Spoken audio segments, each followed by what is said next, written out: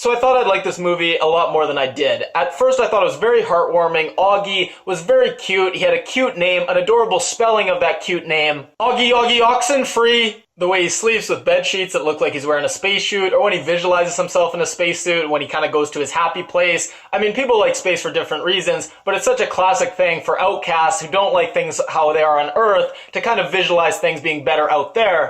I thought the cast was quite good. We had Tushman, Professor Dumbledore. Charlotte was great as this little overachieving theater girl. I thought Owen Wilson was perfect for this role as the goofy dad when he's telling Augie, no matter how many questions you know in class, only raise your hand once. And then Julia Roberts as the mom, when she sees Augie going off and she's like, please God, make them be nice to him.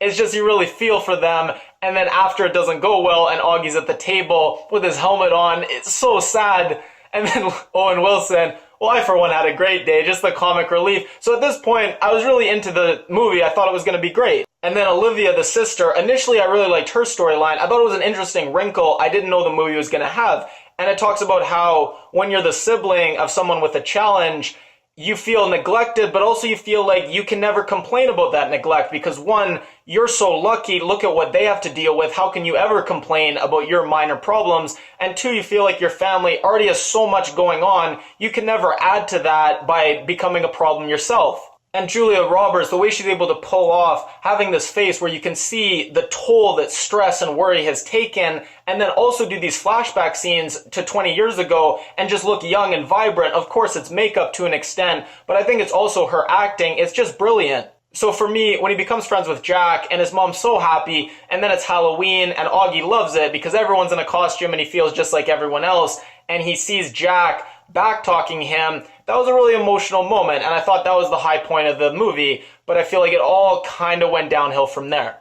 I feel like at that point, Augie's story kind of stalled out and didn't really go anywhere, and instead, they flashed back and showed the events from Jack's point of view, which I really didn't think added anything at all, and then they did this whole storyline with Miranda, which I just felt, again, didn't really connect very well and just was unnecessary. And I feel like the only reason they did that is because they didn't have anywhere to go with Augie's storyline and they needed to flesh out the movie. I feel like the movie got less heartwarming as it went on, and I feel like they should have done more to just make Augie likable. I know you feel like he's just inherently likable because of his situation, but I don't think that was true. And I get that you don't want to make him out to be a saint, and the movie wanted to probably make him realistic, and most kids are annoying at times and unreasonable, but I feel like they just did too good a job of that, and they could have just done more things to just make him likable and not just rely on just us inherently liking him.